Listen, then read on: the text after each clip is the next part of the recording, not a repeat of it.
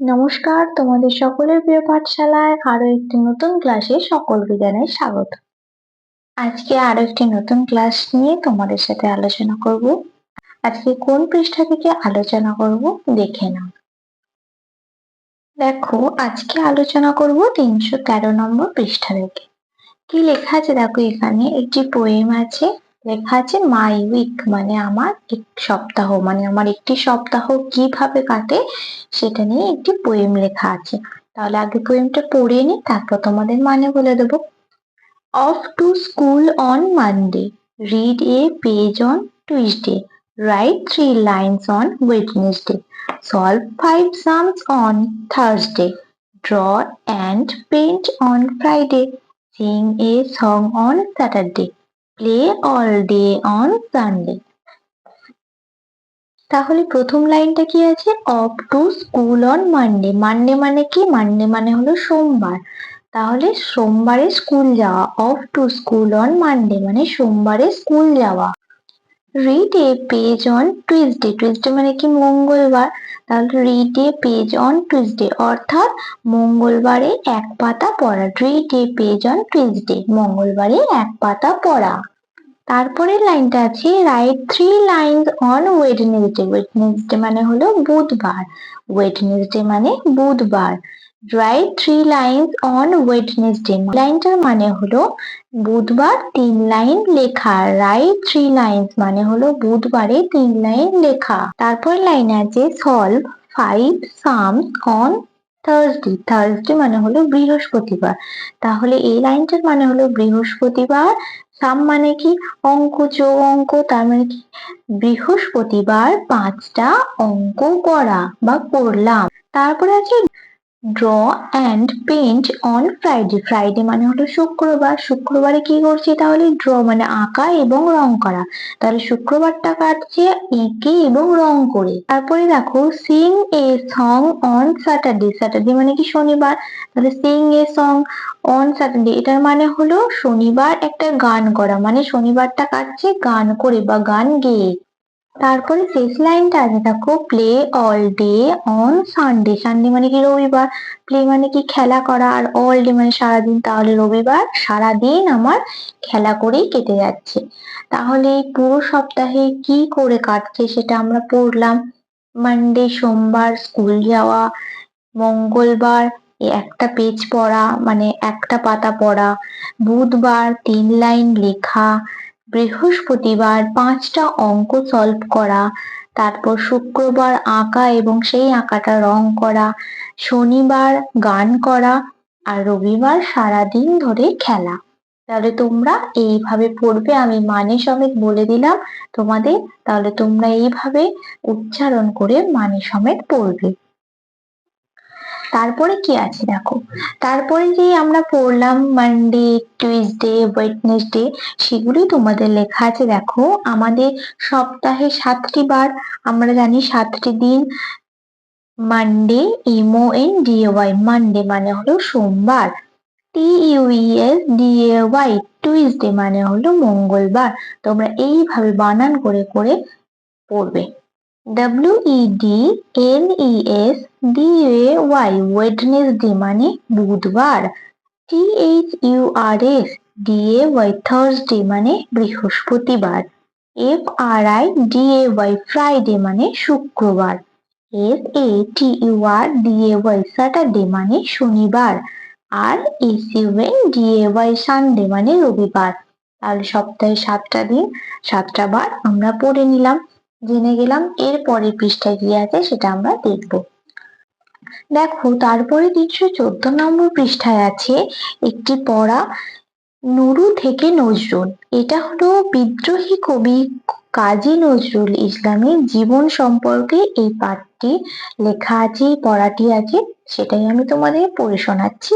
দেখো, নুরুরা বড়ই গরিব, তারা থাকতো চুরুলিয়ায়। তাহলে নুরু কোথায় থাকতো? চুরুলিয়ায় থাকতো। নুরুর পড়ার খুব শখ, বাড়িতে শুধুই অভাব, বারবার স্কুল ছাড়তে হয়েছে, রুটির দোকানে কাজ করতে হয়েছে। তাহলে নুরুকে কোথায় কাজ করতে হতো? রুটির দোকানে। নুরু তবু হাল ছাড়েনি। যা পেত তাই সে পড়তো, পাঁচালি হোক বা কোরান। গান খুব ভালোবাসতো নুরু। তাহলে নুরু কি ভালোবাসতো? নুরু গান খুব ভালোবাসতো। গানের দলে ঢুকলো সে। তার পালা গান শুনে সবার ভালো লাগলো। বড় হয়ে তিনি যোগ দিলেন সেনা দলে।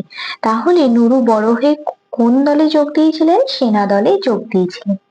গেলেন বিদেশে, সেখানে অনেকের সাথে আলাপ করলেন, শিখলেন নতুন নতুন ভাষা। 3 বছর পরে ঘরে ফিরে এলেন। তাহলে নুরু কত বছর পর ঘরে ফিরে এসেছিলেন? 3 বছর পর ঘরে ফিরে এসেছিলেন। লিখলেন কবিতা, গান, নাটক। তাহলে তিনি কি কি লিখেছেন? কবিতা, গান, নাটক। সেসব সবার মন জয় করলো। পাশাপাশি চললো অভিনয়, নাটকে, সিনেমায়। তাহলে নুরু কোথায় কোথায় অভিনয় করতো? নাটকে, সিনেমায়। লিখলেন দেশের কথা, সাধারণ মানুষের সুখ দুঃখের কথা। তখন দেশ ছিল পরাধীন। তার লেখা পড়ল মানুষ, লড়াই করার উৎসাহ পেল। আবার তিনি ছোটদের ছড়া, গানও লিখেছেন। সেসব লেখা খুবই মজার। তিনি আমাদের চেনা কবি কাজী নজরুল ইসলাম। তাহলে আমরা এতক্ষণ পড়লাম সেটা কার জীবনী পড়লাম? আমাদের বিদ্রোহী কবি কাজী নজরুল ইসলামের জীবনী পড়লাম। তাহলে কি পড়লাম? নুরু খুবই গরিব ছিল, চুরুলিয়ায় থাকতো, বাড়িতে খুবই অভাব ছিল। তাকে বারবার স্কুল ছাড়তে হয়েছিল, তাই তাকে রুটির দোকানে কাজ করতে হতো। তবু সে হাল ছাড়েনি কখনো। সে যাই পেত তাই পড়তো। তারপর সে গান ভালোবাসতো। তারপর গানের দলে ঢুকলো, পালা গান শুনে সবার ভালো লাগলো। তারপর বড় হতে হতে তিনি সেনা দলে যোগ দিলেন। তারপর তিনি বিদেশে চলে গেলেন। বিদেশ থেকে 3 বছর পর বাড়ি ফিরে এলেন। তারপর তিনি ফিরে এসে লিখলেন কবিতা, গান, নাটক। তার পাশাপাশি তিনি অভিনয় করতেন নাটকে, সিনেমায়। তিনি লিখলেন সাধারণ মানুষের সুখ দুঃখের কথা। তারপর তিনি ছোটদের ছড়া, গানও লিখতেন। দেখো, এই পড়াটা আমি তোমাদের পড়ে শোনালাম, তোমরা এইভাবে উচ্চারণ করে করে পড়বে। এরপরে পৃষ্ঠায় কি আছে দেখে নাও। পরের পৃষ্ঠায় দেখো, কিছু যোগ বিয়োগ অঙ্ক আছে, সেই অঙ্কগুলো আমরা করব। দেখো, প্রথম অঙ্কটা আছে, বাগানে 9টা ফুলের চারা ছিল, আরো 4টে চারা গাছ লাগানো হলো। এখন মোট কটা চারা গাছ হলো? প্রথমে 9টা ছিল, আরো 4টে লাগানো হয়েছে, তার মানে বেড়েছে। বাড়লে কি করতে হবে? যোগ করতে হবে। দেখো, 9-এর সাথে 4 যোগ করা হয়েছে, 9 আর 4 যোগ করলে কত হবে? 13। তাহলে বাগানে মোট কটা ফুলের চারা হলো? 13টা ফুলের চারা হলো। তাহলে এখানে লিখে দিলাম 13টা। তারপরের অঙ্কটা দেখো, বলেছে টগর গাছে 9টা ফুল ফুটেছিল, 2টো ফুল পড়ে গেছে, গাছে আর কটা ফুল আছে? 9টা ছিল, 2টো পড়ে গেছে, তার মানে কমে গেছে। তাহলে কি করতে হবে? বিয়োগ করতে হবে। 9 বিয়োগ 2 সমান কি হবে? 7। 9 থেকে 2 যদি বিয়োগ করা হয় তাহলে কি হয়ে যাবে? 7। গাছে এখন কটা ফুল হলো? 7টা ফুল হলো। এরপরের অঙ্কটা দেখো, তুমি 8 টাকা দামের বই ও 5 টাকা দামের পেন কিনলে, তোমার কত টাকা খরচ হলো? 8 টাকা দামের বই কিনেছি আর 5 টাকা দামের পেন কিনেছি। তাহলে এটা কি করতে হবে? যোগ। তাহলে 8 থেকে যদি 5 যোগ করা হয় কত হবে? 8 এর পর 9, 10, 11, 12, 13। তাহলে লিখে দিলাম 13। এই পাশে আমরা 8 আর 5 এর যোগটা করে দিলাম, কত হয়ে গেল? 13। আমার কত টাকা খরচ হলো? আমার 13 টাকা খরচ হলো। তারপরের অঙ্কটা দেখো, তোমাদের বাগানে 9টা কলা গাছ ছিল, 5টা ঝড়ে ভেঙে গেল, এখন কটা গাছ দাঁড়িয়ে রইল?